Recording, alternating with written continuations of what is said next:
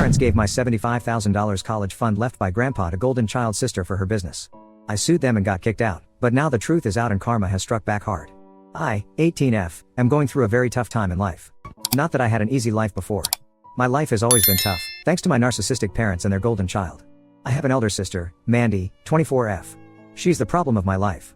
From my earliest memory of childhood, my parents have been biased towards Mandy. Thanks to them, I never had a happy childhood. My sister wasn't a bully, I would say, but she's shrewd and opportunistic. She left no opportunity to exploit our parents' feelings and get away of what she wants. Well, I don't blame her. My parents have made it this way. She's their firstborn.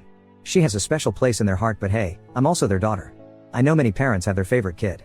That's fine until you don't make your other one feel unwanted. That's what my parents did.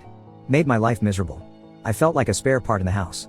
I mostly got to wear my sister's discarded clothes because it was too new to be thrown away. I played with my sister's toys because again, why should they waste money on new toys when my sister's were still in good condition? I remember, it was only during Christmas that I got a new dress, and that too because they didn't want to look bad in front of grandpa and other guests. So avoid getting judged by friends and relatives, I used to get one set of dresses, shoes, and other accessories on Christmas while my sister got as many as she wanted. If I ever complained about it, mom would reason, "Don't be impatient. Your sister's stuff is gonna come to you next year." That's right. But as second hand. As a kid, I bought their logic, but when I actually started understanding the situation, I created a fuss about it. I was either told that we were too poor to afford new sets for me or I was grounded for my behavior. I don't ever remember mom asking me what I would want for dinner or cooking my favorite food. It was always about my sister. Be it Christmas, Thanksgiving, or any other occasion, the menu is as per my sister's taste. Once I rebelled about it and didn't eat the food and stormed off the dinner table. I was grounded and starved until I apologized to everyone and did the dishes for that entire week. Oh, it's so tiring to narrate my sorrow tales, but this is how it is. And you know, why do my parents, particularly my mom, does this to me? It's because of her sister. My mom has suffered from narcissistic parents, so she ensured to become one. You see the irony? Mom is the eldest of two of her siblings. She says her parents pampered the younger one and spoiled her badly. Mom suffered the biases from her parents, so she decided not to pamper the younger girl but the elder one. I feel mom sees herself in my sister and treats her the way she wanted to be treated in her childhood. You know that kind of feeling?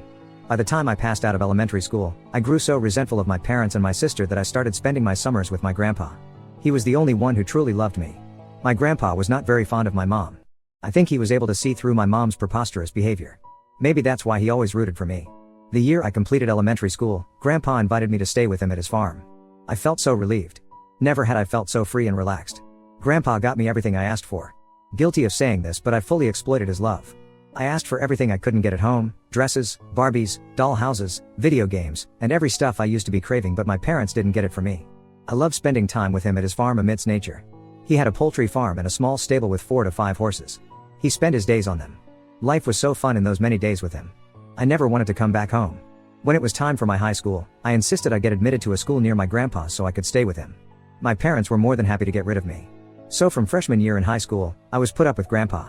It was needed for both of us. He was getting old and needed someone to help him out, and I needed an escapade from my toxic family. I was in my junior year in high school when grandpa felt sick. Maybe he knew that his day was near. So, he called everyone and disclosed his will. He gave his farm and stable to 2 of my uncles. He gave $150,000 cash savings to my dad, and out of which $75,000 was for me for my college. He made me promise that I would complete my college education. Mom gruntled because others got properties and farm while dad got only some few grands. Grandpa reminded dad had already taken his share of the property and sold it off to pay off his debt and start a business. Just when I started my senior year at high school, grandpa passed away. It is the saddest day of my life. Now I have no one to fall back on. I had to move back with my parents. It was not pleasant. I hated it. So do they. As my graduation day is nearing, I asked my parents for my $75K, which grandpa left it for me. I have to fill out college applications. That's when the problem started. Whenever I asked about my money or mentioned about the college, they would make strange faces and ignore the conversation. When I lost my patience, I put my foot down and asked them, "What's the matter? Where's my money?" That's when she said that they had given that money to my sister for her business. What the F? That money was supposed to be for my college. They say it's no big deal, I can wait for a year because I'm still too young to go to college. I said, hello, how can I be young for college when my classmates of the same age are getting admission? When they couldn't reason with me, they are pleading with me to give them a year's time to pay my college tuition. I said, why can't the golden child wait for a year to start her business? I can't waste a year. I don't know what options I have to retrieve the money. Any suggestions? Update 1. A lot has happened in the last few months. My parents asked me to wait for another year. I didn't agree and pester them for the money. They got mad at me and called me mean and selfish. They are gaslighting the situation. Not only this, my sister Mandy has started a campaign to portray me as the bad guy. I lost my shit when my cousin told me that Mandy is going around and telling everyone that I'm jealous of her business and want money out of her. I told Mom that if they don't give my money, I'm gonna tell everyone that they have gone against Grandpa's will and given my college fee to their useless daughter. Mom got furious and said, "Do you want to go that level? You better pay us the rent and have your own meal. Calculate the money we spend you on for 18 years. We are even." I fought back, like what the hell? They are still feeding their elder daughter who's 24, divorced with a child, and here they are being so mean and giving me my money. I have always got good grades, but they have never been proud of me while their golden child brought shame to them, yet they are having her back. Oh, I didn't write about my sister. While I was living with Grandpa, my sister got knocked up by her boyfriend and got pregnant. By the time she tested it, it was too late to get rid of it. She had to inform my parents about it. They were disappointed, but there was hardly they could do anything about it. Mom, being a conservative Christian, got her married to her boyfriend. They both didn't want to get married, but Mandy had to because Mom left her with no other choice. Her boyfriend was anyway a bum. He never wanted to get married and take the responsibility of the child, but my parents chased him down. After the baby, he abandoned my sister and her baby. My parents tried to nab him down, but he had evidence of my sister mentally abusing him. He sought divorce on this ground. My parents had to bring her back home. They have been taking care of Mandy and her child. After Grandpa's demise, when I came back home, I found that it's Mom who's raising the kid because sister is often out. Sometimes Dad got furious at Mandy as why she was leaving her child for Mom to take care of. Mom came running to her rescue saying, "Mandy is busy finding a job for herself, so she's out." That's not true. I saw her so many times lurking around in the nearby cafes and parks with boys. She's a school dropout, so she's having trouble finding a decent one. Could I care less? When she couldn't get a job, she insisted Mom for money to start her business. Despite all this, my parents still supported her. They gave her the money without even asking me. Until I posted here, I had no clue what options I had to retrieve my money except for asking them. So the next time I asked for the money and they pushed back, I said I would be suing them for violating Grandpa's will. Their faces turned pale. They understood I was no longer the girl they could exploit. After returning from Grandpa's, I had already started putting my foot down on their exploitation, and when I told them that I would sue them for money, they lost their shit. It was unbelievable for them. I was no longer the gullible and vulnerable little girl. Mom pulled out a notepad and scribbled the monthly expenses they had spent on me. I mean, that woman literally put 1/4 of the expenditure on my name and then the school fee and Christmas dress. I was in awe while she doodled it, and at the end, she was like, "Forget about the 75K, you owe us 200K. Pay us before asking for your damn 75K. I got into a heated argument with Mom and then stormed out of the house. After lurking in the block for an hour, I took a bus to my grandpa's house where my uncle was living now. I asked for Grandpa's diary and took his lawyer's number. I called him up and explained the situation. I asked him if he could help me out. He assured me that I'm entitled to the 75K. Grandpa left it for me, and it was his responsibility that everyone gets as per the will. He said he would be sending an official notice to my parents to give me the money, and if they default, I can sue them. That's such a relief. The notice is gonna reach them in a week. I'm happy to get help, but I'm equally worried about my parents' reaction upon getting the notice. God knows what they're gonna do with me. Update 2, this is gonna be a smaller one. Just wanted to let you all know, you guys were so right that my parents are gonna kick my ass. I was mentally prepared for the imminent. I spoke to my friend about sharing the condo with her. I took up a part-time job at a cafe. The pay is too low, but they let me have some leftover food at the closing hour. I had already packed my belongings a day before the notice arrived. As expected, my mom kicked me out upon receiving the notice from the lawyer. She abused me and threw my stuff out of the house. I made the mistake of not moving out before and letting them enjoy the pleasure of kicking me out. She said I was like a snake which they have been feeding in our backyard because I lived and survived on their money while planning on biting and backstabbing them. I yelled that they left me with no options. I cannot jeopardize my life and my career because of their narcissism. The lawyer had given a month's time to my parents to respond to the notice. They're about to breach the timeline. I think they're not taking it seriously because Mandy called and abused me for giving a tough time to the family. She said parents are not going to give a penny to me and I cannot do anything about it because I don't have the money to sue them. I didn't reveal my cards to her. I silently heard her out, and when I could not take it, I hung up on her. I told my lawyer about it and he said we can surely sue them if they don't respond by next week. Update 3, I suffered a severe backlash from my parents for suing them. Actually, I didn't want to press any felonies on them, but they left me with no choice. I thought that the lawyer's notice would do the job, but they didn't respond to the lawyer's demand. I went home to tell them that they better comply with Grandpa's will, else I'll have to seek legal path. They ganged up against me. Hurled abuses at me. My mom even threw things at me. I had left some of the non-essential items at home, thinking of taking them later. Mom pulled it out from my closet and broke it into confetti in front of me to hurt me. I was there to sort out the matter without a legal hassle, but it seems they wanted a ride. I came back and told my lawyer to press the charges on them. He happily did it. When they received the court order, they panicked. Dad called me and said, we could sort out the family matters within us. There was no need for a legal battle. Really so? I went home to sort out the family matters, but they were the ones who turned hostile towards me and left me with no choice. Now the ship has sailed and they have to follow a legal path. I'm not in for any compromise. During the court hearings, Dad was asked to pay $75 as per Grandpa's will, but Dad dropped his guns and showed his bank statement that he didn't have so much money. He said he would pay $10K monthly, but my lawyer argued that I need that money for my college tuition and $10K monthly won't suffice. The attorney ordered that dad would have to pay my tuition and other needs, like accommodation and food up to a minimum value of $75K. If my expenditure exceeded that, I'm on my own. And if my expenditure doesn't cover $75K, dad would have to pay the balance amount. I didn't quite like this idea of still being dependent on him for the money, but I was left with no choice. Dad actually didn't have $75K to give it to me at one shot. I resisted this middle ground, but dad pleaded with me with teary eyes and promised he would not default. So, I agreed. But I told him that in case he or mom creates any fuss about it in the future, I'm gonna sue them again, and this time I'm gonna demand compensation for the mental torture. He agreed. Meanwhile, mom and Mandy went behind me. Mandy has been telling everyone that I have given hypertension to my parents and brought shame to the house by dragging the family to court. Well, this is the irony. There ain't any shame and disgrace when she got knocked up, but I brought shame by just asking them for my own money. Wow. You know what, I don't give a damn about it anymore. They labeled me a black sheep, and now I guess I'm happy being one. Update 4. Hey peeps, I know I took a long time to update. I was busy, settling into a new life in college. I graduated with top grades from high school. I sent the convocation invites to my parents, knowing they would not turn up. Surprisingly, dad showed up. He seemed happy, and for the first time, he said he was proud of me. It took him 18 years and a court case to realize that I was also his daughter, and I too needed the love and care. Doesn't matter now, I have moved past it. I quit my job at the cafe and moved to my college dorm. The money I get from dad covers for college tuition fees, accommodation, and food. Beyond that, I'm on my own. I took up a part-time job near the college campus. I'm also giving maths lessons to my classmates for some extra bucks. I'm good at math. Quite a flex, right? Dad has been sending the money quite diligently as ordered by the court. Some of you asked about my equation with dad and where was he all this while when mom was mean to me. So, here it is. Dad was non-existent to me. Dad saw everything wrong which was happening to me, but he chose to look the other way. He ignored my problems and never questioned mom for her behavior. He obliged whatever mom said. In fact, he considered that mom made good decisions to use my sister's clothes for me because apparently, mom was saving his money. Throughout my childhood, I have seen dad struggling financially, so any opportunity to save a penny, he's game for it. So, in that way, if you see, he always supported mom. I'm also not sure how he reacted to Mandy's unexpected pregnancy. Whatever little I know, is through cousins and relatives. Mandy's wedding was done so hush-hush that no one knew when it happened. Not even me. Like I said, I was living with grandpa at that time and I couldn't care less what was happening at my house. If I have to update about my current situation, I couldn't be happier. I'm living my dream life of attending college and securing good grades.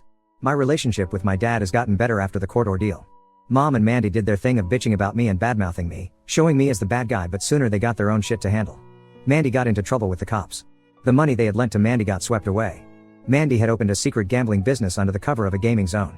My parents didn't know about it. They thought it was actually a gaming parlor, but the cops nabbed her down and seized everything. All the machines and equipment were seized. Whatever little money she had in her bank account, my parents used that to bail her out. So, in the end, she's left with nothing. This is what she had done with my grandpa's hard-earned money. I couldn't feel more satisfied.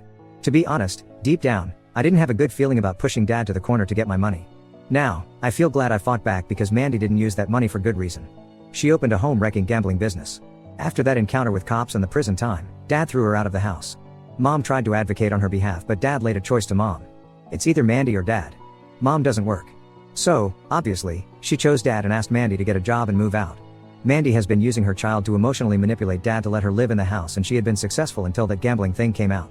But now, I heard that dad is no longer buying her BS and has kicked her out. She's living with her friend, but God knows how long that would last. She has not contacted me for help. How could she? After all the torture she and mom had done to me, she better stay away from me. I won't shy away from humiliating her further. Today, before writing this update, I was reading my initial post and it made me tear up. I was in such a bad situation back then. Had just lost my support system, my grandpa, my parents ripped me off my grandpa's inheritance, I was trapped in my own house by my narcissistic parents, and I was denied a college education. There was so much uncertainty about my future. All I could see was darkness and helplessness. But a huge thanks to this community for all the support. I still miss my grandpa. It's because of him that I'm in college today. He's my guardian angel. I know he's blessing me from wherever he is now. Now on to the next story. Story 2. Ex-wife cheated on me with Mr. Romantic, now she's broke, drowning in debt from the lavish dream wedding I never gave her, and has the nerve to ask me for money. I, 49 male, met my wife, 49 female, when we were in our mid-20s. We were friends for a while before we decided to date. The two of us dated for around a year, which isn't that long in the grand scheme of things, but at the time it seemed like we had been dating long enough. She mentioned us getting married and I said I wanted to wait a little longer. Within a few months, I finally was ready to propose to my then girlfriend. She accepted and the two of us started planning a wedding. It was around this point I should have recognized the red flags, but I didn't. Why? Well, I was in love. See, my fiancé wanted a huge wedding. While I understand it was a special experience, I didn't see the point of spending a couple grand on what was essentially one day. I ended up convincing her to have a small, intimate ceremony. She seemed alright with it at the time, but I think as the months and years went by she almost started to resent me for talking her into that. The thing is, we couldn't have afforded such a wedding at the time. I suggested that one day we could have the wedding of her dreams one day if we decided to renew her vows. This seemed to please her, but again I felt like this resentment was always there, just lingering beneath the surface. Was I the most romantic guy in the world? No, but I tried hard to keep the romance alive by doing little things for her over the years, and it wasn't like my wife didn't know this when we got married. We also didn't have kids, so there wasn't that pressure hanging over us. The years passed, and by the time we were in our 40s, we had been married for almost 2 decades. Things had gotten stale for the past year or so, which led me to plan a romantic night out. I even asked my sister for help because, like I said, I wasn't very romantic. It ended up not going anywhere. My wife never came home that night, and when she did, she said that she had stayed at a friend's house. They had been drinking, so she figured it was safer for her to just spend the night there. I saw no reason to not believe her, so I took her at her word. The next night I tried again and we had a pleasant dinner. When I tried to initiate intimacy, she brushed me off saying she was too tired. Again, I didn't think too much of it. We both worked a lot, which was why we were finally able to afford the lifestyle we were currently living. This trend continued, and it got to the point where I had to ask myself if I was going to continue to believe her stupid lies, which were lies. I reached out to her friends to see if she was there, but they covered for her. I shouldn't have been surprised. The only way I could think was to directly confront her about her lies and ask her if she was cheating. To my surprise, she admitted everything the night I confronted her. I think I was in shock that she just straight up told me that she was cheating. Honestly, I don't know what I was expecting. I think I thought she might try to deny it and tell me that I was wrong, but she didn't do any of that. So, I asked who it was and how long it had been going on. He was a family member of one of her friends she met one day. It was an instant attraction, and he was so romantic. There it was, the one thing that I could never manage to do. I did try, but my wife didn't think that I was trying hard enough. This guy was everything I wasn't and more, she claimed. Our marriage ended that night, and what began was the divorce process. It wasn't a bitter divorce. We agreed to split everything down the middle. The house would be sold and we'd each take half. This seemed like the best option for us to get away from each other quickly. Once everything was final, I bought a condo with the money we split from the joint account. I still had a decent amount left over that I was going to keep for a nest egg. Eventually, the house sold and I put that money away as well. You never knew when you were going to need it. My ex ended up doing the exact opposite. She took her money and bought an even bigger house than the one we lived in with each other. Then I heard that she was planning a wedding, a very huge wedding I might add. It was the wedding she had always wanted. I was having flashbacks to the wedding we had all those years ago. My ex had resented me for all these years because we never had the wedding she truly wanted. As embarrassing as it is to admit, I did look at the pictures on Facebook afterwards, and my god, it was a huge affair. Everything looked so expensive. I can just imagine how much money she spent on the whole thing, including the dress. At that point, I knew I had to take a step back and stop obsessing over this woman who was my ex. I focused on spending time with my friends and family, which helped. I assumed my ex was spending time with her new app. Turns out, though not everything was great. I learned that a year after they got married, they were in debt. My ex spent the divorce settlement on the expensive house and expensive wedding, making it so she had nothing left. Her job did bring in a decent amount of income, but my ex was the only one making good money in that household because the app was a bum. She dared to reach out to me to see if I could lend her some money. My ex played on our past relationship and the memories we made over 2 decades, but I wasn't buying it. I told her that it wasn't my problem that she spent all of her divorce settlement on pointless crap. I hung up on her and proceeded to receive at least 3 more calls from her that night, along with 3 very nasty voicemails. After I listened to them, I just laughed and played them to my friends to show how far she had fallen. They all found them as funny as I did. My ex truly had no shame, or was just that desperate. I don't know if she ever truly believed that I would give her the money or not. Even if she had reached out to me a few months prior, I still wouldn't have given it to her. At no point was I ever that desperate. I blocked her number that night because I didn't want to hear another word from her. We were done. She cheated and wanted to go be with her app, who was the new love of her life. If she had planned better, then my ex would have money just like I still did. Most of my family and friends were happy to see her go. I wonder if they had ever liked her or just tried to get along with her for my sake. It didn't matter anymore, though, because my ex was a part of my past and that was where she was going to stay.